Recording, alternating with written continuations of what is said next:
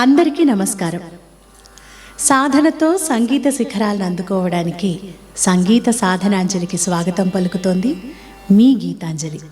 ఈరోజు మనం ఆ వారణాసికి అధిపతి అయినటువంటి, ఆ వారణాసి పట్టణానికి పురాధిపతి అయినటువంటి ఆ విశ్వనాథుణ్ణి స్తుతిస్తూ కీర్తిస్తూ సాగే శ్రీ విశ్వనాథాష్టకాన్ని నేర్చుకోబోతున్నాం.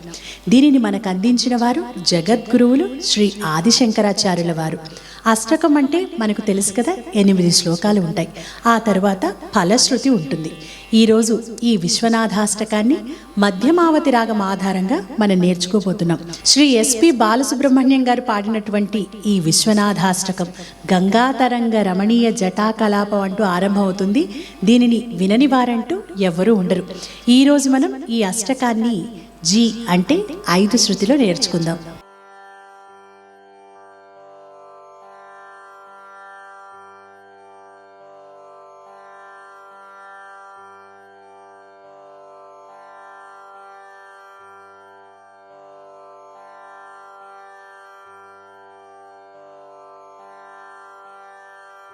గంగాతరంగ గంగాతరంగ రమణీయ రమణీయ జటాకలాపం జటాకలాపం గౌరీ నిరంతర గౌరీ నిరంతర విభూషిత విభూషిత వామభాగం వామభాగం నారాయణ ప్రియ నారాయణ ప్రియ మనంగ మనంగ మదాపహారం మదాపహారం వారాణసీ వారాణసీ పురపతిం పురపతిం భజ విశ్వనాథం భజ విశ్వనాథం గంగాతరంగ రమణీయ జటాకలాపం గంగాతరంగ రమణీయ జటాకలాపం గౌరీ నిరంతర విభూషిత వామభాగం గౌరీ నిరంతర విభూషిత వామభాగం నారాయణ ప్రియ మనంగ మదాపహారం నారాయణ ప్రియ మనంగ మదాపహారం వారాణసీ పురపతిం భజ విశ్వనాథం వారాణసీ పురపతిం భజ విశ్వనాథం వాచామగోచరమనేక వాచామగోచరమనేక గుణస్వరూపం గుణస్వరూపం వాగీశ విష్ణు వాగీశ విష్ణు సురసేవిత సురసేవిత పాదపీఠం పాదపీఠం వామేన విగ్రహవరేణ వామేన విగ్రహవరేణ కళత్రవంతం కళత్రవంతం వారాణసీ పురపతిం వారాణసీ పురపతిం భజ విశ్వనాథం భజ విశ్వనాథం వాచామగోచరమనేక గుణస్వరూపం వాచామగోచరమనేక గుణస్వరూపం వాగీశ విష్ణు సురసేవిత పాదపీఠం వాగీశ విష్ణు సురసేవిత పాదపీఠం వామేన విగ్రహవరేణ కళత్రవంతం వామేన విగ్రహవరేణ కళత్రవంతం వారాణసీ పురపతిం భజ విశ్వనాథం వారాణసీ పురపతిం భజ విశ్వనాథం ఈ మొదటి 2 శ్లోకాలు కూడా ఒకటే ట్యూన్లో ఉంటాయి. ఇప్పుడు 3వ శ్లోకం ట్యూన్ మారుతుంది. భూతాధిపం భూతాధిపం భుజగభూషణ భుజగభూషణ భూషితాంగం భూషితాంగం వ్యాఘ్రాజినాంబరధరం వ్యాఘ్రాజినాంబరధరం జటిలం జటిలం త్రినేత్రం త్రినేత్రం పాశాంకుశాభయ పాశాంకుశాభయ వరప్రద వరప్రద శూలపాణిం శూలపాణిం వారాణసీపురపతిం వారాణసీపురపతిం భజ విశ్వనాథం భజ విశ్వనాథం భూతాధిపం భుజగభూషణ భూషితాంగం భూతాధిపం భుజగభూషణ భూషితాంగం వ్యాఘ్రాజినాంబరధరం జటిలం త్రినేత్రం వ్యాఘ్రాజినాంబరధరం జటిలం త్రినేత్రం పాశాంకుశాభయ వరప్రద శూలపాణిం పాశాంకుశాభయ వరప్రద శూలపాణిం వారాణసీపురపతిం భజ విశ్వనాథం వారాణసీపురపతిం భజ విశ్వనాథం. మళ్ళీ 4-5 శ్లోకాలు 1-2 పాడిన విధంగా వస్తాయి. మళ్ళీ 3వది ఏ విధంగా ట్యూన్ మార్చి పాడామో అలా 6వ శ్లోకం వస్తుంది. ఇప్పుడు 4వ శ్లోకం. సీతాం సుశోభిత సీతాం సుశోభిత కిరీట విరాజమానం కిరీట విరాజమానం ఫాలేక్షణానల ఫాలేక్షణానల విశోషిత విశోషిత పంచబాణం పంచబాణం నాగాధిపారచిత నాగాదిపారచిత భాసుర భాసుర కర్ణపూర్ణం కర్ణపూర్ణం వారాణసీపురపతిం వారాణసీపురపతిం భజ విశ్వనాథం భజ విశ్వనాథం. సీతాం సుశోభిత కిరీట విరాజమానం సీతాం సుశోభిత కిరీట విరాజమానం ఫాలేక్షణానల విశోషిత పంచబాణం ఫాలేక్షణానల విశోషిత పంచబాణం నాగాధిపారచిత భాసుర కర్ణపూర్ణం నాగాదిపారచిత భాసుర కర్ణపూర్ణం వారాణసీపురపతిం భజ విశ్వనాథం వారాణసీపురపతిం భజ విశ్వనాథం. పంచాననం పంచాననం దురితమత్త దురితమత్త మతంగజానా మతంగజానా నాగాంతకం నాగాంతకం ధనుజ పుంగవ ధనుజ పుంగవ పన్నగానాం పన్నగానా దావానలం దావానలం మరణశోక మరణశోక జరాటవీనా జరాటవీనా వారాణసీపురపతిం వారాణసీపురపతిం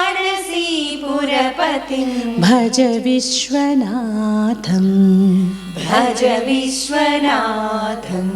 పంచాననం దురితమత్త మతంగజానా పంచాననం దురితమత్త మతంగజానా నాగాంత नागान्तकं दनुज पुङ्गव पन्नगानां नागान्तकं धनुज पुङ्गव पन्नगानां दावानलं मरणशोक जराटवीनां दावानलं मरणशोक जराटवीणां वाराणसीपुरपतिं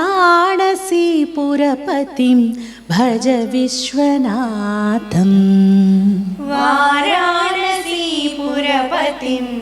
भज विश्वनाथं तेजोमयं तेजोमयं सगुणनिर्गुण सगुणनिर्गुणम् अद्वितीयम् मद्वितीयम् आनन्दकन्दमपराजित आनन्दकन्दमपराजितमप्रमेयम् मप्रमेयम् नागात्मकं नागात्मकं सकलनिष्कळ सकलनिष्कलमात्मरूपम्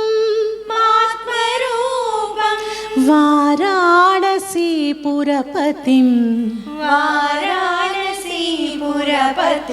भज विश्वनाथम् भज विश्वनाथं तेजोमयं सगुणनिर्गुणमद्वितीयम् तेजोमयं सगुणनिर्गुणमद्वितीयम् आनन्दकन्दमपराजितमप्रमेयम् आनन्दकन्दमपराजितमप्रमेयम् नागात्मकं सकलनिष्कळमात्मरूपम् नागात्मकं सकलनिष्कलमात्मरूपम् वाराणसीपुरपतिं भज विश्वनाथम् वाराणसीपुरपतिं भज विश्वनाथम् आशां विहाय परिहृत्य परस्य निन्दा पापेरतीं च सुनिवार्य मनस्समाधौ आदाय हृत्कमल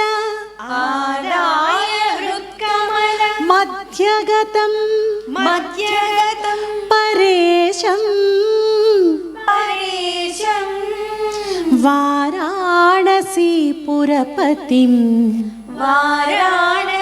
वाराणसीपुरपतिं भज विश्वनाथम् भज विश्वनाथम् आशां विहाय परिहृत्य परस्य निन्दा आशां विहाय परिहृत्य परस्य निन्दा पापेरतीं च सुनिवार्य मनस्समाधौ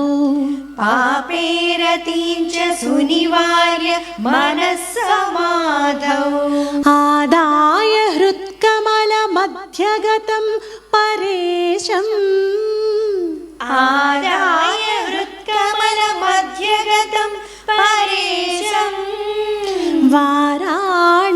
वाराणसीपुरपतिं भज विश्वनाथम् वाराणसीपुरपतिं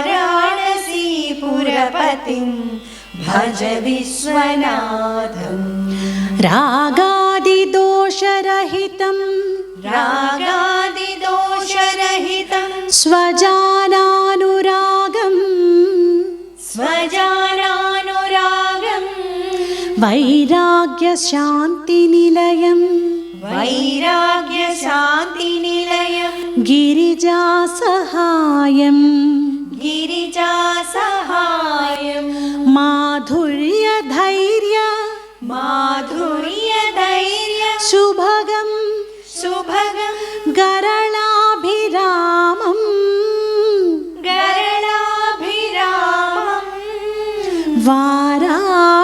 वाराणसीपुरपतिं भज विश्वनाथम् भज विश्वनाथम् रागादिदोषरहितं स्वजानानुरागम् रागादिदोषरहितं स्वजानानुरागम् वैराग्यशान्तिनिलयं गिरिजासहायम् वैराग्यशान्तिनिलयं गिरिजासहायम् माधुर्यधैर्यसुभगं गरलाभिरामम् माधुर्यधैर्यसुभगं गरलाभिरामम् वाराणसीपुरपतिं भज विश्वनाथम् वाराणसीपुरपतिं भज विश्वनाथम् वाराणसीपुरपतेः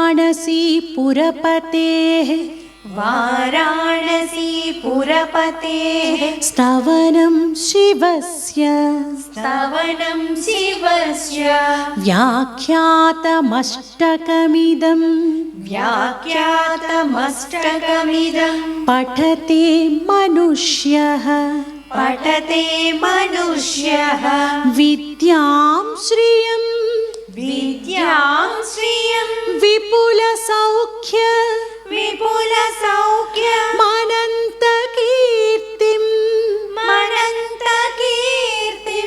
सम्प्राप्य देहविलये सम्प्राप्य देहविलये लभते च मोक्षम् लभते च मोक्षम् वाराणसीपुरपते स्तवनं शिवस्य वाराणसीपुरपते स्तवनं शिवस्य व्याख्यातमष्टकमिदं पठते मनुष्यः व्याख्यातमष्टकमिदं पठते मनुष्यः विद्यां श्रियं विपुलसौख्यमनन्तकीर्तिम् विद्यां श्रियं विपुलसौख्यमनन्तकीर्तिं सम्प्राप्य देहविलये लभते च मोक्षम् सम्प्राप्य देहविलये लभते च मोक्षम् विश्वनाथाष्टकमिदं विश्वनाथाष्टकमिदं यः पठेत् शिवसन्निधौ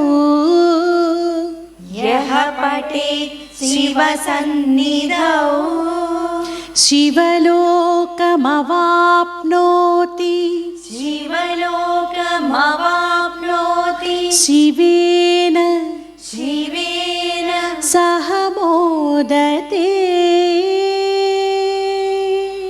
सह मोदते विश्वनाथाष्टकमिदं यः पठेत् शिवसन्निधौ विश्वनाथाष्टकमिदं यः पठेत् शिवसन्निधौ शिवलोकमवाप्नोति शिवेन सह मोदते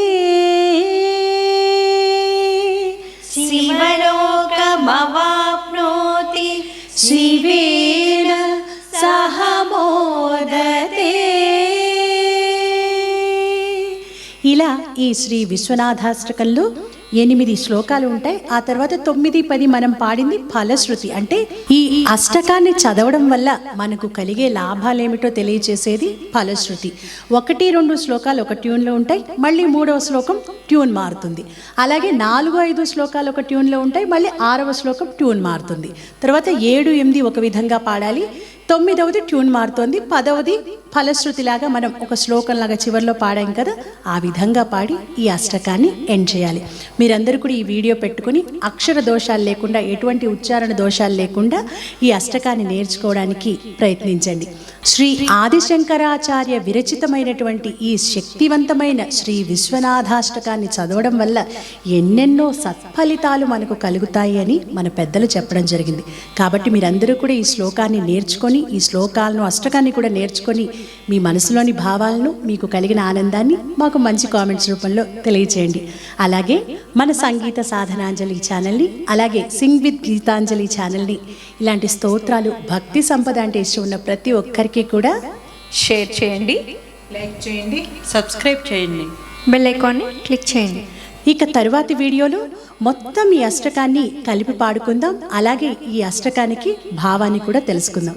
తరువాతి వీడియోలో మళ్ళీ కలుసుకుందాం.